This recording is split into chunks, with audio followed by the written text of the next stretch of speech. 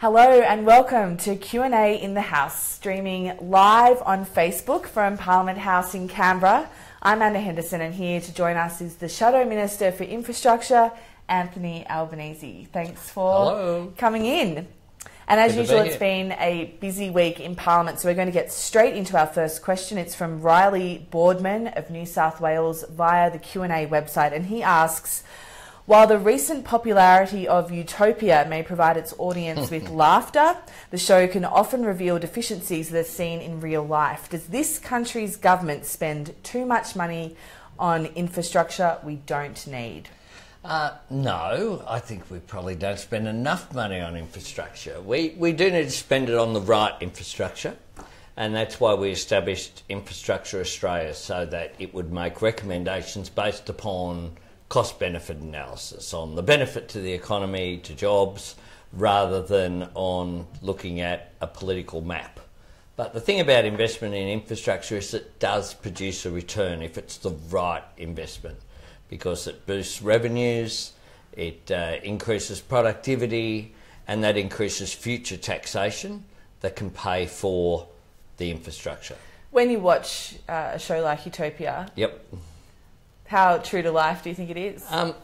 Some of it's a bit close to the bone, I think, to be truthful. I think they're quite well sourced, but it's a comedy. I think it's very funny, and I think the actors in it are all very good.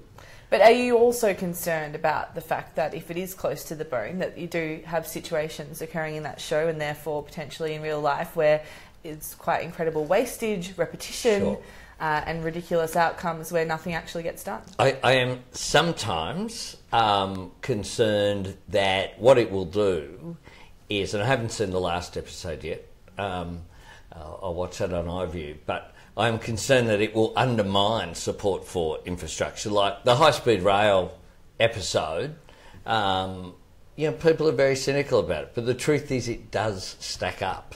It would be game-changing infrastructure, boost regional economic development.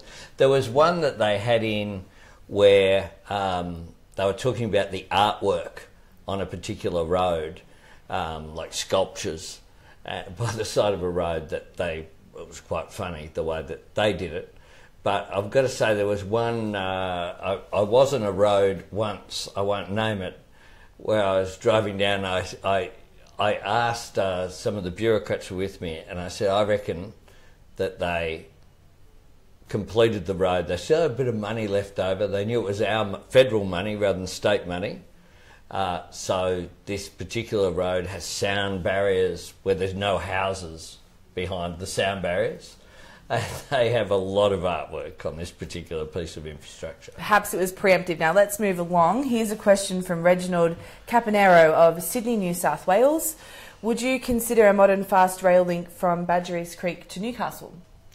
Well, I think possibly that's not the right route from Badgerys Creek to Newcastle, but certainly a fast rail line from Sydney to Melbourne via Canberra, potentially via the airport at Badgerys Creek as well, and then north to Brisbane up through Newcastle, makes absolute sense. And Infrastructure Australia have said the first thing that we should be doing right now is preserving the corridor, because we don't want to rule out infrastructure of tomorrow by what we do today.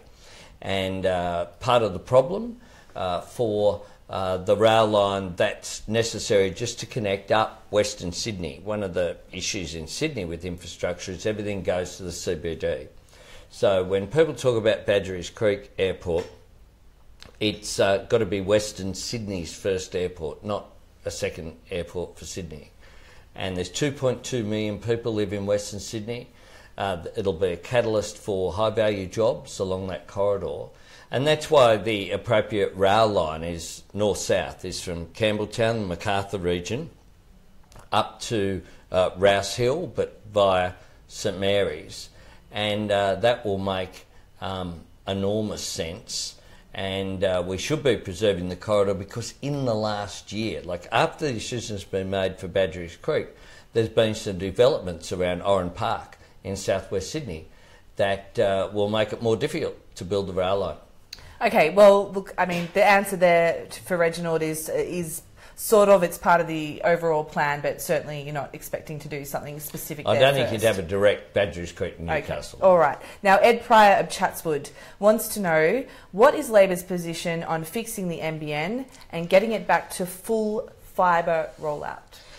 Well, the principle is right, that you should have fibre as 21st century technology. It is quite absurd that the government has produced, it's probably much more than that, but they purchased something like 1,800,000 metres of copper for a network in the 21st century is just bizarre. And the government's hybrid model, as a local MP, I am getting so many complaints. People getting the NBN but getting speeds that are slower than their old ADSL2. Okay, and yes, people have raised concerns about that, but what about what you guys would do? Would you guys commit to the full fibre rollout? Would fibre to the node be a thing of the past under Labor, or is it now too far down the line? Well, as much as possible is fibre to the premise, to the home and the business, but we will have to look at what we inherit when we inherit it. So it depends on the election timing, when it's there. We'll make it very clear before the election precisely what we will do. And one of the interesting things is that NBN itself has gone out there and found that fibre, because the technology, like all new technology, it gets better and it gets cheaper as it gets rolled out.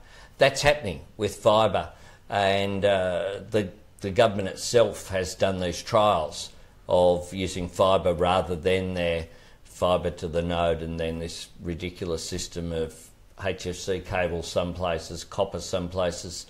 The big thing about it, the tragedy of this, is that fibre to the premise should have been universal, like everyone should have access to electricity, everyone should have access to water. But you guys can't promise that now either.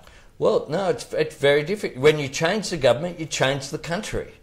And there are a whole range of things that they have done that are difficult, just to pretend to snap our fingers and change it overnight. But certainly our preference is very clear. We do think that all technology isn't equal. Fibre is better than copper. Okay, let's move on. We'll roll on. Cameron Shields, a student living in Lewisham in Sydney in your electorate. In my electorate. He has a quite micro question to ask. Do you plan to do anything about the Lewisham train station having access for disabled people? Many disabled people living in Lewisham would love to be able to catch the train, but due to the station only having stairwell access, they can't. Look, it's a big issue, retrofitting disability access onto our rail network. Some stations have been done. The truth is it's a state government responsibility. The state government have provided access in Marrickville Station, Newtown Station, Stanmore, but there are a range of stations that don't have access at this point. The Dulwich Hill Light Rail has access, which is close to where I live. It's a big issue, and it's an example of how when you're building infrastructure, you should do it right at the beginning, and the cost then is minimised. Retrofitting is expensive, and certainly I support it being done, and I'm campaigning for it to be done across all of the stations in the inner west. Summer Hill's been done, but it is it should be that public transport is accessible to all. Okay. Well, you're watching Q&A in the House, streaming live from Parliament in Canberra. I'm Anna Henderson, and with me to answer your questions is Anthony Albanese. We have a Facebook question from Brendan Williams in Tasmania. Albo, will Labor be sticking to its guns when it says it will be capping the amount you can claim for personal tax returns to $3,000? Yes, we absolutely will. Why? It's quite perverse. It's almost a utopia-like scenario that high income earners can claim a whole lot of tax deductions to minimise their tax, and then claim the process of minimising the tax themselves to minimise it even further. $3,000 is a pretty reasonable amount for accountants to do work on their tax. Certainly I've never had a bill from an accountant, anything like that. So I think it is a sensible reform, and what we know is that some people have accountants' bills of many hundreds of thousands of dollars, and that's just not fair. Okay, so that's a yes.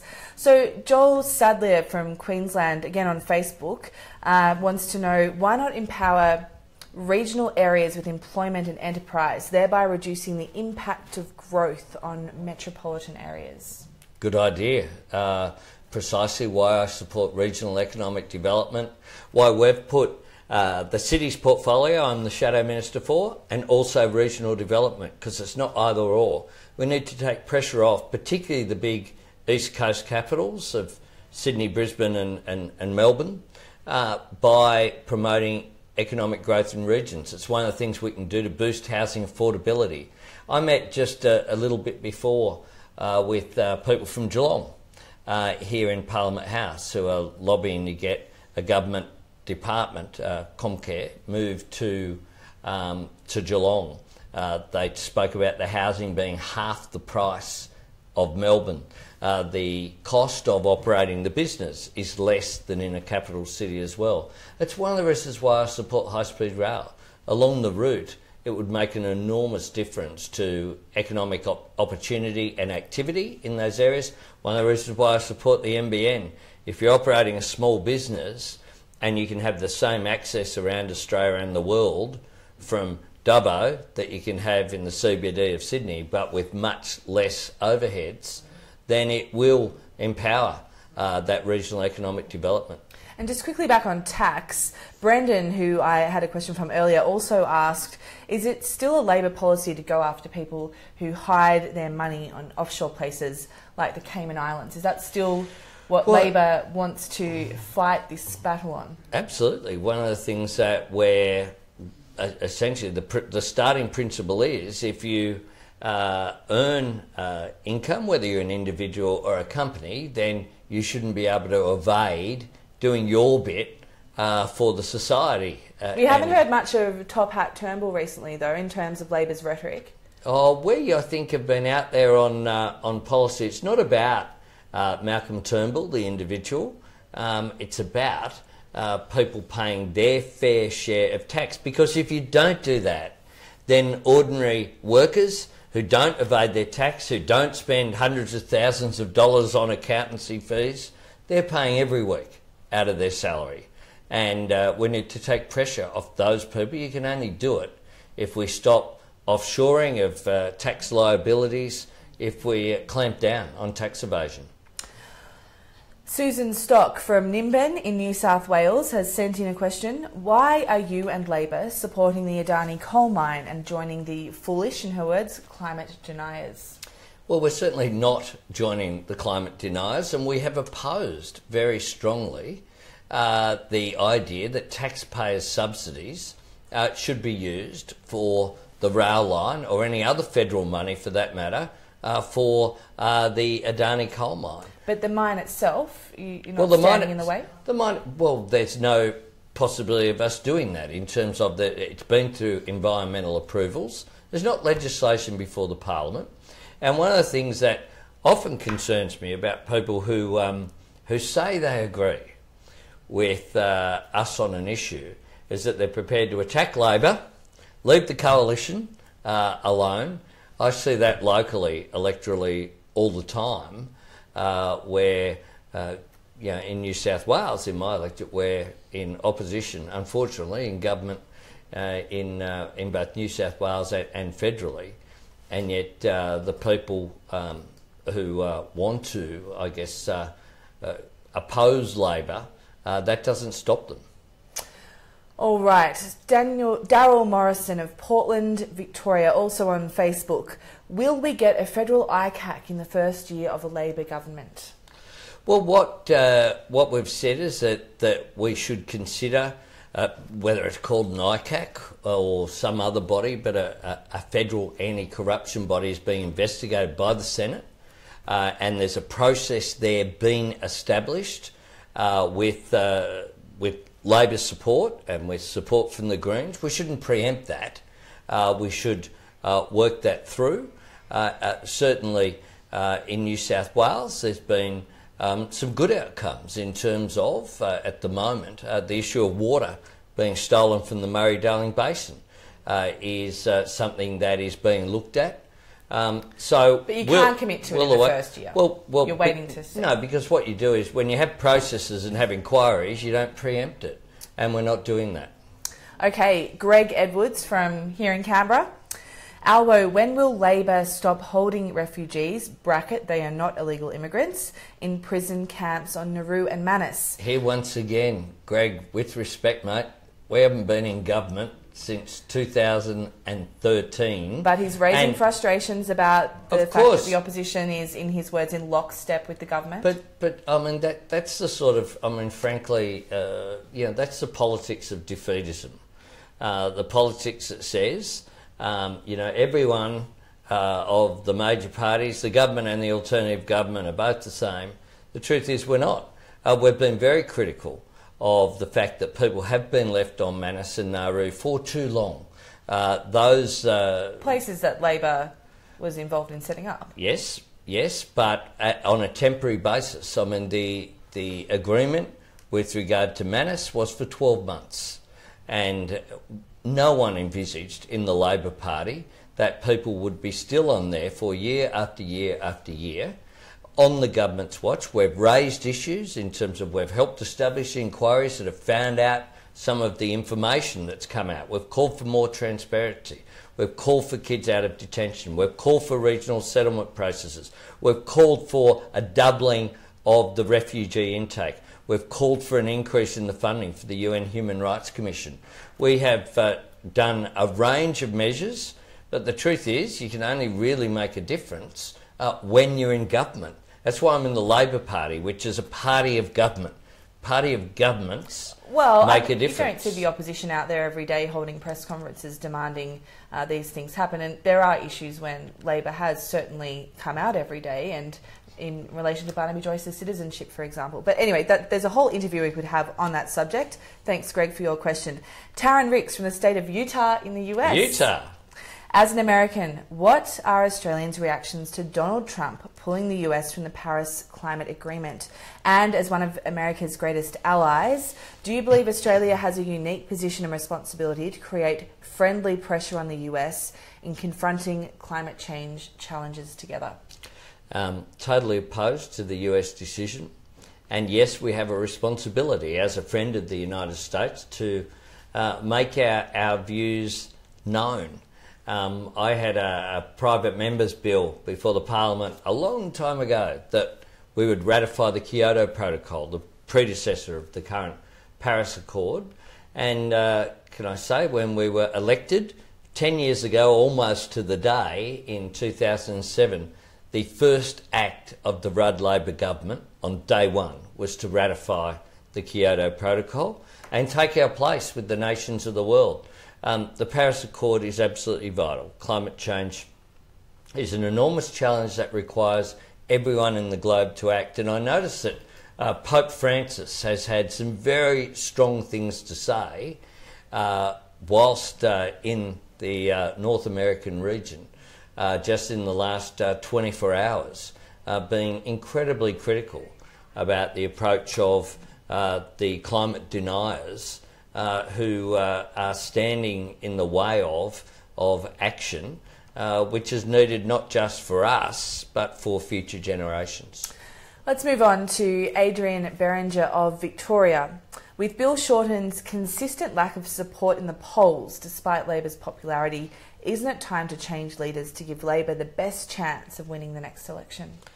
Look, we've been stable in opposition since 2013, and one of the things that has happened now for 19 news polls in a row is that Labor has had a substantial lead. Sure, but when you look at Bill Shorten's individual standing, it can't be denied that opinion polls have successively shown that he is behind, lagging, at times by 10 points. So what does that say about the ability for him to lead to the next election? Well, what people are saying, though, is that they will vote Labor. and they're saying that by margins of 52-48 or 53-47. I'm very happy to be part of a team, and I think everyone on our team is. The captain's important, and Bill's the captain, but the rest of the team are important too.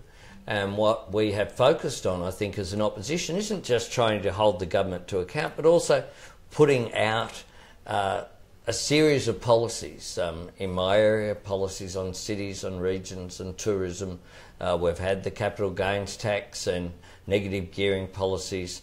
We've had policies on education, policies on health, policies on the NBN. All of these issues out there, some of which have been, I think, unusual for an opposition to do. Not many oppositions have put forward alternative tax policies, for example. We've been prepared to do that to address housing affordability, and I think people are marking us up because of it. But why are they marking Bill Shorten down? What do you think it is about him personally that the electorate isn't necessarily finding common ground with? Well, I'm not a commentator, but what people are saying is that the Bill Shorten's team, Labor, are looking like, very much like the alternative government. We're certainly in the hunt, and we're ahead. And one of the things I think that Australians want to concentrate on isn't just personality politics. I think they'll look at the issues which are there. From time to time, opposition leaders will take a hit because of the nature of being an opposition leader in terms of popularity, but our team is working very cohesively. Do you think he's misunderstood? Well, I'm not quite sure what you mean by that. I think if you have this glowing report to give about his ability and the team, yet the opinion polls suggest that as preferred Prime Minister he's lagging, why is there that disconnect? Well, look, I think that in terms of preferred Prime Minister, Malcolm Turnbull has been around in public life for a long time. He has the status of being the Prime Minister. I think, though, if you look at Malcolm Turnbull's standing as well, he has a much higher negative than a positive, and that's because people have been very disappointed, I think, in Malcolm Turnbull. Today in the Parliament we had, of course, we reminded Malcolm after he stood up and criticised the CPRS, the original climate policy that we had under the Rudd government, he crossed the floor to vote for.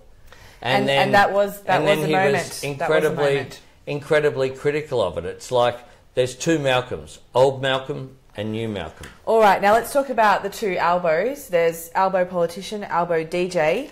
Question has come in from Anthony, from Nigel Leitch on Facebook. He wants to know, what are your thoughts on a TISM reunion? Geez, we're going deep here. Would DJ Albo open for the band? That would be pretty cool to open for TISM. There's probably people out there who are wondering what TISM was.